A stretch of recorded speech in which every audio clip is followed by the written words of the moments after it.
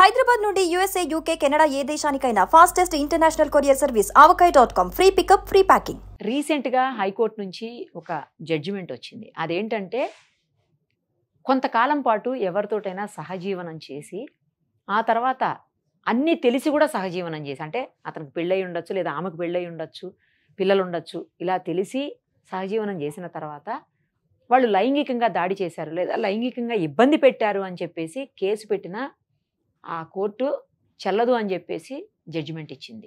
ఈ విషయానికి సంబంధించి మరింత ఇన్ఫర్మేషన్ మనం తెలుసుకుందాం ఇప్పుడు హైకోర్టు అడ్వకేట్ నరేష్ సుంకర గారితో మాట్లాడి.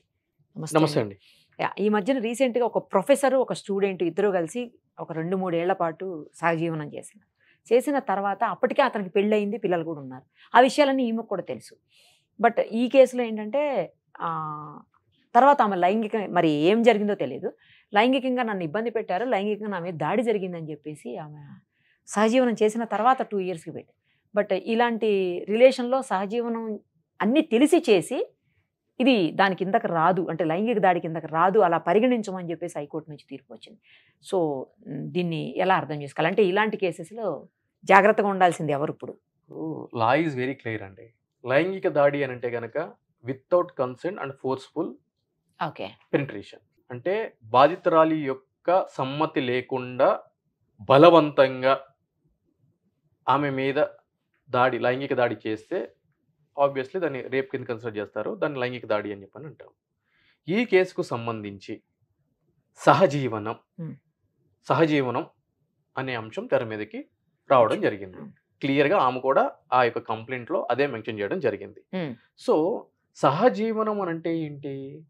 అన్ని విషయాలు తెలిసి ఇరువురి అంగీకారంతో కలిసి జీవించడం. అంటే పెళ్లికి సహజీవనానికి మధ్య తేడా ఏంటి అని అంటే కనుక, పెళ్లి అనే అంశము 2 కుటుంబాల యొక్క సమ్మతితోటి కొంతమంది బంధువులు తెలిసిన వాళ్ళ సమక్షంలో సాంప్రదాయబద్ధంగా జరిగే ఒక క్రతువు. ఇక్కడ అవేమీ ఉండవు, జస్ట్ ఒక మ్యూచువల్ అండర్స్టాండింగ్. సో మిగిలినవి కూడా యాస్టీజ్ ఉంటాయి, అంటే ఆ అమ్మాయిని టేక్ కేర్ చేయడం కానీ అవి కానీ ఇవన్నీ కూడా ఉంటాయి. సో ఈ విధంగా కొంతకాలం సహజీవనం చేసిన తర్వాత అమ్మాయిలు, మ్యాక్సిమం అమ్మాయిలే, వాళ్ళకి రావాల్సిన ర్యాన్సమ్స్, అంటే వాళ్ళ యొక్క కోరికలు ఏవైనా కూడా తీరకపోతే వాళ్ళు కోరినటువంటి వాటిల్ని సంబంధించిన వ్యక్తి యాక్సెప్ట్ చేయకపోతే ఇమీడియట్లీ ఏం చేస్తున్నారు అని అంటే కనుక ఫేక్ రేప్ కేసెస్ అనేది రిజిస్టర్ చేయడం జరుగుతుంది. దీనివల్ల ఏం జరుగుతుంది అని అంటే కనుక సర్వసాధారణంగా సమాజంలో ఒక ఆరోపణ వచ్చినప్పుడు కానీ ఒక కేసు బుక్ అయినప్పుడు కానీ ఏం జరిగింది ఏంటి అని ఆలోచించకుండా తక్షణం ఒక అమ్మాయి మీద దాడి జరిగింది, ఇటువంటి లైంగిక దాడి అనగానే అతని యొక్క పరువును తీసుకొచ్చి రోడ్డు మీద పెట్టేస్తాము.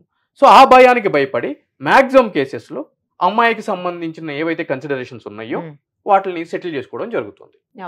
కొంతమంది కంటెస్ట్ చేయడం జరుగుతుంది. ఇక అయిన కథ అయ్యింది, అయ్యేదేముంది, ఇక పోదామని చెప్పని. సో అటువంటి కేసుకు సంబంధించి ఉస్మానియా యూనివర్సిటీ ఫారెన్ లాంగ్వేజ్ సంబంధించిన ఒక అసిస్టెంట్ ప్రొఫెసర్ అక్కడ ఎవరైతే స్టూడెంట్ ఉంటారో 23 ఇయర్స్ మేజర్ ఆమెతో మేజర్ కలిసి సహజీవనం చేసిన తర్వాత నన్ను ఇట్లా ఈ విధంగా రేప్ చేశాడు అని చెప్పి కూడా కేసు పెట్టడం జరిగింది. ఈ కేసులో ఆమె అంతకు ముందు వేరే వ్యక్తితో కూడా సహజీవనం చేసి అతని మీద కూడా సేమ్ కేసు అనేది పెట్టడం జరిగింది. ఆ కేసుని సుప్రీంకోర్టు కొట్టివేయడం కూడా జరిగింది.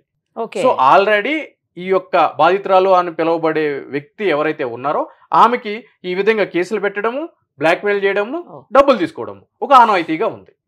సో ఫస్ట్ పాయింట్ అది మనం కన్సిడర్ చేయాలి ఆ యొక్క తీర్పు సారాంశం ప్రకారం. అదే విధంగా రెండోది ఏంటి అంటే కనుక మ్యూచువల్ కన్సెంట్ అని అన్నప్పుడు, అంగీకారం ఉన్నప్పుడు రేప్ అనే క్వశ్చన్ లేదు.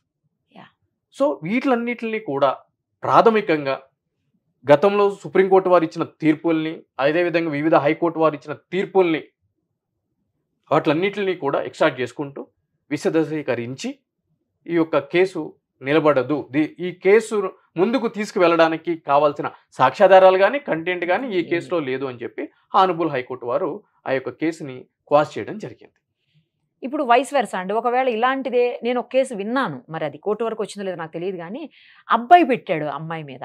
నాకు ఒక పోలీస్ స్టేషన్‌లో సీఐ చెప్పారు ఆ మాట. అబ్బాయి అమ్మాయి మీద పెట్టాడు. సహజీవనం చేసి నాతోటి వేరే అబ్బాయిని పెళ్లి చేసుకుంటుంది ఇప్పుడు. లివింగ్ రిలేషన్‌షిప్ నాతో ఉంది. బట్ వేరే అతన్ని పెళ్లి చేసుకుంటుంది కాబట్టి నన్ను ఇన్ని రోజులు వాడుకుంది. అమ్మాయి మీద కేసు బుక్ చేయండి అని చెప్పేసి ఆబ్వియస్లీ పెట్టొచ్చు.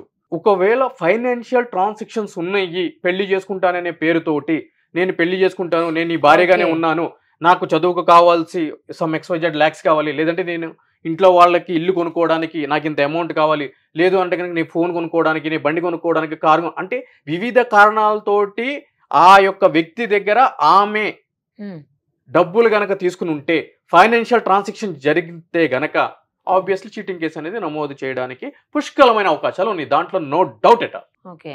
ఇప్పుడు ఈ తీర్పుతోటి కొంతమంది మగవాళ్ళు అంటే గత కొంతకాలంగా లివింగ్ రిలేషన్షిప్లో ఉన్న వాళ్ళు కొంత సేవ్ అయ్యారు అని చెప్పేసి చాలా మంది మాట్లాడుతున్నారు. అంటే ఇలాంటి కేసులు పెట్టకుండా ఆడవాళ్ళ నుంచి కొంతవరకన్నా హైకోర్టు నుంచి మంచి డెసిషన్ వచ్చిందని అంటుంటే విన్నాను నేను. ఆబ్వియస్లీ ఏం జరుగుతుందంటే కనుక లేడీస్కి అంటే ఇటువంటి చట్టాలు, కఠినమైన చట్టాలు ఎందుకు పెట్టారు అని అంటే కనుక వీళ్ళ మీద జరిగే దాడులు రోజు రోజుకి తీవ్రతరం అవుతున్నాయి. సో నిందితులకి కఠినమైన శిక్షలు విధించాలి అనే ఒక కారణంతో మన యొక్క పాలకులు ఇటువంటి కఠినమైన చట్టాలు తీసుకురావడం జరిగింది. దౌర్భాగ్యమైన పరిస్థితి ఏంటి అని అంటే కనుక ఇవి ఎవరి కోసం అయితే గనక ఎవరైతే గనక అర్హులు ఉంటారో ఈ చట్టాలకి వాళ్ళు మాత్రం వీటిని ఉపయోగించుకోలేకపోతున్నారు. ఎవరైతే గనక వీటిల్ని అడ్డు పెట్టుకుని వాళ్ళ యొక్క సెటిల్మెంట్స్ కంప్లీట్ చేసుకుందాము, స్కోర్స్ సెటిల్ చేసుకుందామని చెప్పి అనుకుంటున్నారో వాళ్ళకి మాత్రము ఈ చట్టాలు ఆయుధాల్లాగా ఉపయోగపడుతున్నాయి. సో లివ్ ఇన్ రిలేషన్షిప్ చేసే ప్రతి ఒక్కరికి కూడా కాన్సిక్వెన్సెస్ ఏ విధంగా ఉంటాయి ఏంటి అనేది తెలిసిన అంశమే.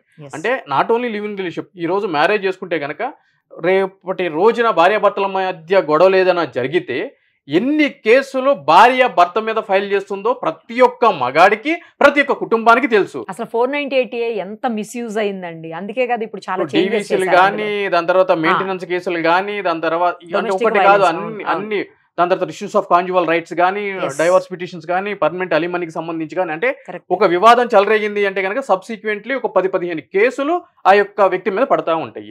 అంటే ఇవన్నీ విషయాలు తెలిసినా కూడా మ్యారేజ్ అంటే ఒక వివాహం అనే ప్రక్రియ జరగకుండా ఆగిపోతుందా?